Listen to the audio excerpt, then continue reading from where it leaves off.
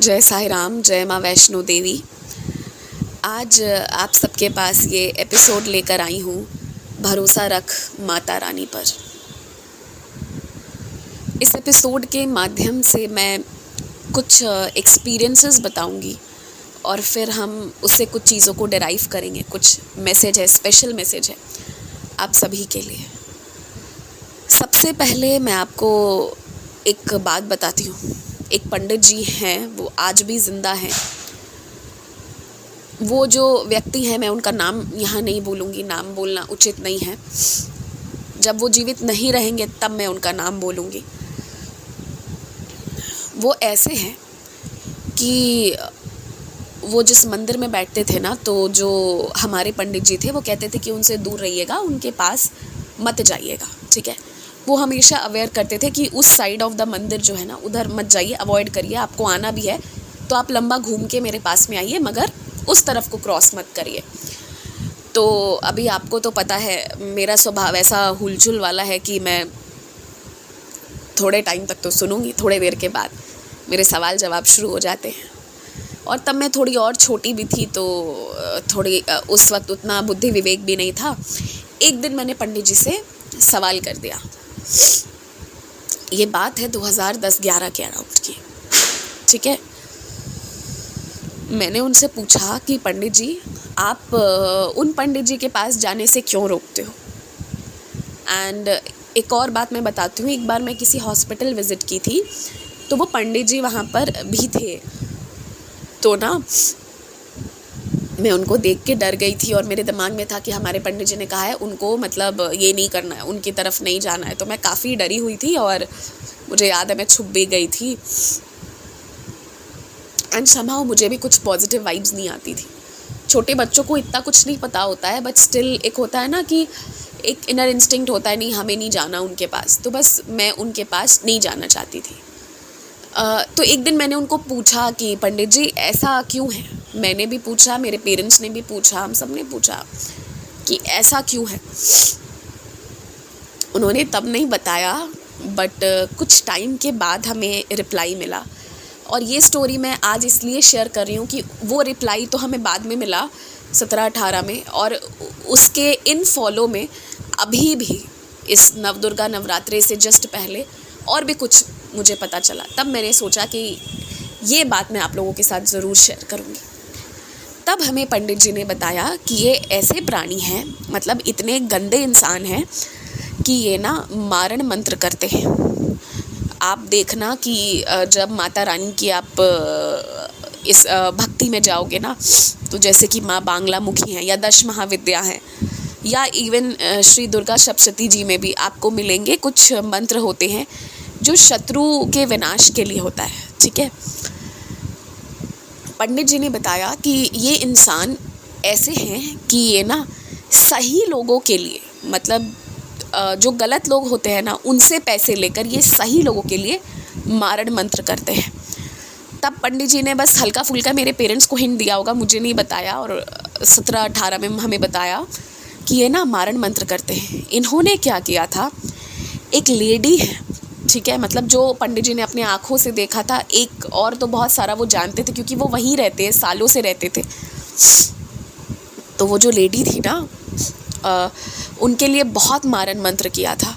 और आपको पता होगा कि अगर आप मारण मंत्र करो ना तो लोग मर जाते हैं, ठीक है, ये होता है, लोग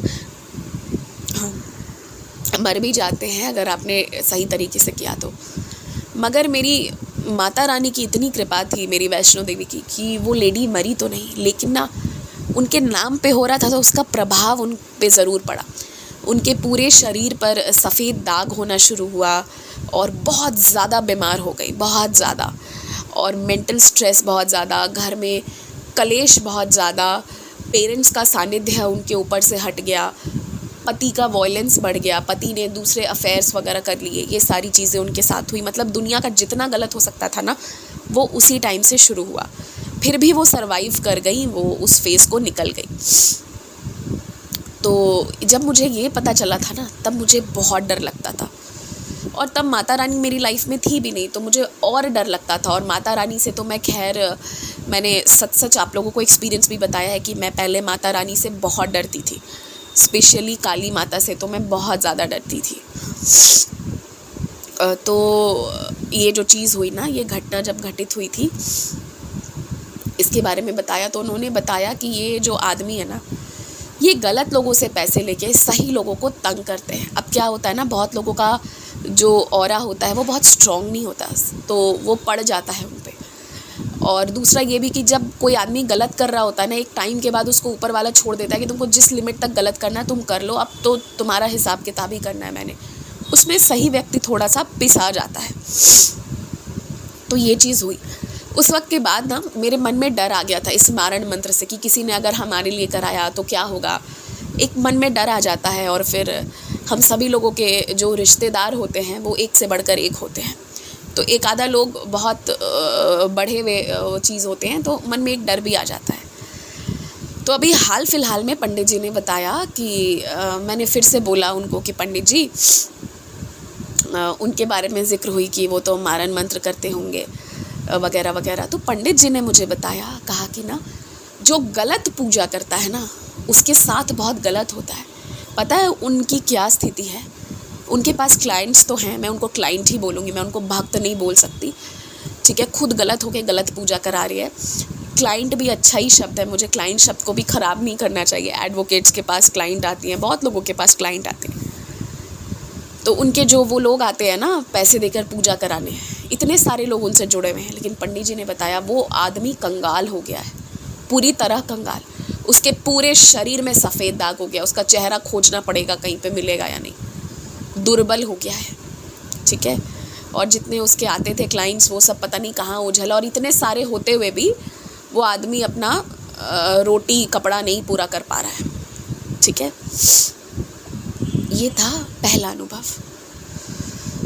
तो ये जो स्टोरी मैंने आप लोगों को बताया, ये आज नवदुर्गा नवरात्रि के पहले दिन मैंने ये स्टोरी इसलिए आप लोगों को बताई कि आप लोग ना माता रानी पर भरोसा रखो। हो सकता है कोई तांत्रिक हो, कोई तंत्र क्रिया हो जो बहुत पावरफुल हो, किसी ने बहुत सिद्धि की हो, लेकिन आप याद रखना, भक्ति से माँ बुलाने वाला और तंत्र से माँ बुलाने वाला पर जो भक्ति से माँ को बुलाएगा ना उसकी जीत होती है। जिसने माँ को संख्याओं में नहीं बांध रखा है, जिसने माँ को माँ शब्द में बोल रखा है, उसकी जीत होती है। उसने परेशान किया, उस लेडी की मौत नहीं हुई, हाँ नुकसान हुआ उसका। बाद में धीरे धीरे करके सब कुछ ठीक होता चला गया, टाइम लगा। लेकिन ये स्टोरी मैं इसलिए बता रही हूँ कि भरोसा रखो माता रानी पर, ठीक है। ऐसे लोग जो आपके लिए गलत कर रहे हैं, और मुझे पता है बहुत सारे लोगों का मैसेज आता है मेरे पास, उन सभी लोगों को मेरा रिप्लाई है, आप माँ वैष्णो रानी पे भरोसा रखो, आप बाबा पे भरोसा रखो, आपका कोई बाल भी बाका नहीं कर सकता। ये जो महामाया है ना, इनमें इतनी करुणा है, इतनी दया है, ये सुधरने का मौका देती है लोगों को। लेकिन जो पापी है ना उनको छोड़ती नहीं है, आप ये जान लो। तो आपके लाइफ में भी जो आपको तंग कर रहे होंगे ना, प्रत्यक्ष अप्रत्यक्ष माता उन सबको उखाड़ फेंकेंगी, आप भरोसा रखो। और एक और बात जो मैं कहूँगी, अगर आपको माता से मांगना है तो आप यही कहो कि हे माँ तू देहु सौभाग्यम आरोग्यम, देहु में परमम सुखम रूपम देहि जयम देहि यशो देहि दिशो जय। अपना खुशी मांगो, सुख सौभाग्य मांगो, लेकिन किसी के मौत की कामना मत करो। अगर आप वो करोगे ना, मैं ये मंत्र दे नहीं रही हूँ आप लोगों को, ठीक है, बस मैं आपको बता रही हूँ कि एक एग्जाम्पल के तौर पे मैंने बताया कि आप अपने सुख सौभाग्य की कामना करो, लेकिन आप किसी के मौत के लिए, किसी की अहित के लिए मत मांगो। आप अपना सुख सौभाग्य आरोग्यता मांगो, उसमें सब कुछ कवर्ड है, उसमें सब कुछ आ जाएगा। सुख सौभाग्य का मतलब ही यही है कि दुश्मन की, शत्रु की दृष्टि नहीं है आप पर, किसी आउटसाइडर का आपके रिलेशन में इन्वॉल्वमेंट नहीं है, आपके फैमिली में सब फ्लरिश कर रहे हैं, सब कुछ बढ़िया चल रहा है। उसका मतलब ही वही है, किसी के विनाश की कामना मत करिए, ठीक है। और माता रानी को संख्याओं में मत बांधिए, उनको माँ पुकारिए, बस माँ बोलिए ना, वो उतने में ही आएंगी।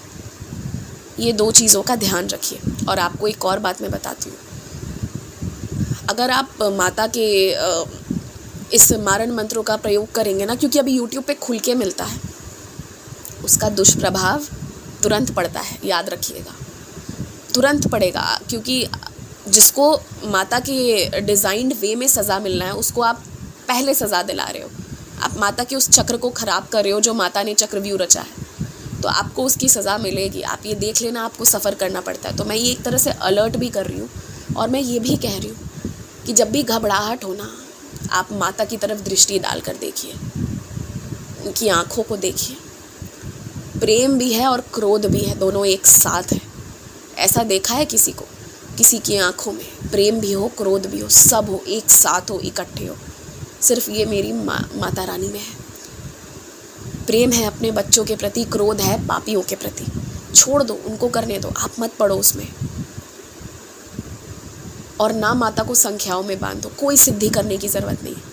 केवल माँ कहकर आप पुकारो और भरोसा रखो उन पर। कोई कुछ भी पूजा कर ले, कुछ भी बांध दे, कुछ भी तंत्र मंत्र यंत्र क्रंत्र जो भी करना है करने दो, कुछ काम नहीं करेगा, सब बेअसर हो जाएगा। जब मेरी माँ खड़ी हो जाएंगी ना, तो उनके आगे सब फेल हो जाएगा। सब कुछ उन्हीं से शुरू है, उन्हीं का लेके उन्हीं के बच्चों को नहीं सताया जा सकता। इसलिए आप अश्योर्ड रहो, अपना भरोसा बस उस लेवल पे रखो और किसी से डरने की ज़रूरत नहीं है। यकीन मानो, बी अ गुड सोल, सबकी हेल्प करो। मन में कचड़ा पाल कर नहीं रखना है, किसी के लिए नहीं। आप जैसे हो वैसे रहो, किसी के लिए बदलना नहीं है। कोई पॉलिटिक्स मन में नहीं रखना है, कुछ नहीं रखना है। और इन 9 दिन अगर हो सके ना, तो माँ के आगे थोड़ी देर बैठिए, केवल उनको ध्यान से देखिए। मन में जो दर्द है ना, वो आंसू निकल रहे हैं, उसे निकाल दीजिए माँ की चरणों में और केवल उन पर ध्यान करिए, बस। और कुछ नहीं करना है आपने। वो आपके पास आएंगी, आपको प्रेम देंगी।